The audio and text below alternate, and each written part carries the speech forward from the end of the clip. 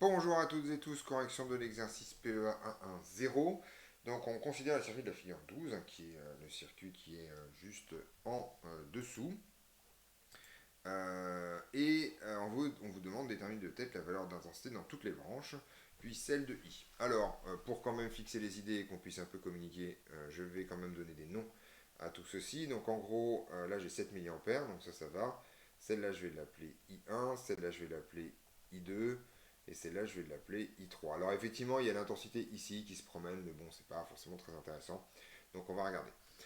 Alors une fois qu'on a écrit tout ça, en fait, il faut bien se rendre compte que ces fils-là ne servent a priori pas à grand-chose, qu'on peut en réduire la taille à une taille nulle, et qu'en fait on a un pont diviseur d'intensité constitué de 1, 2, 3, 4 résistances en parallèle. D'accord. Et donc, eh ben, on sait que dans un pont diviseur d'intensité, les intensités se répartissent de façon proportionnelle aux diverses conductances et donc de façon inversement proportionnelle aux diverses résistances. Autrement dit, si on fait ça relativement rapidement, on se rend compte que I1 vaut quoi? Alors, ici, la résistance de 12 kΩ, elle est deux fois plus grande que la résistance de 6 kΩ. Donc ça signifie que I1 en fait est deux fois plus petite que l'intensité qu'il y a ici. Et donc I1 vaut tout simplement 3,5 milliampères. En ce qui concerne I2, on va faire rigoureusement le même raisonnement. On se rend compte que les deux résistances ici sont égales, donc les deux intensités sont également égales. Autrement dit, I2 vaut 7 milliampères.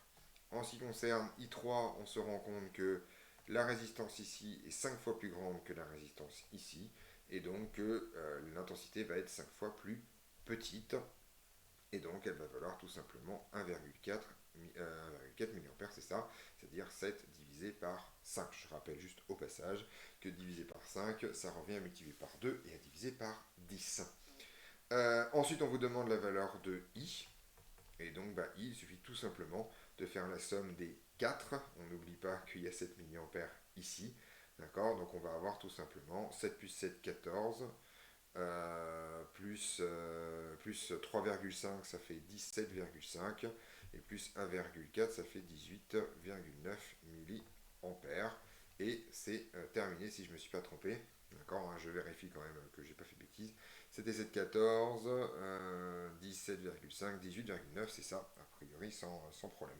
Donc l'intensité vaut donc 18,9 milliampères et c'était la dernière question de cet exercice. On se retrouve donc dans d'autres vidéos pour d'autres correction.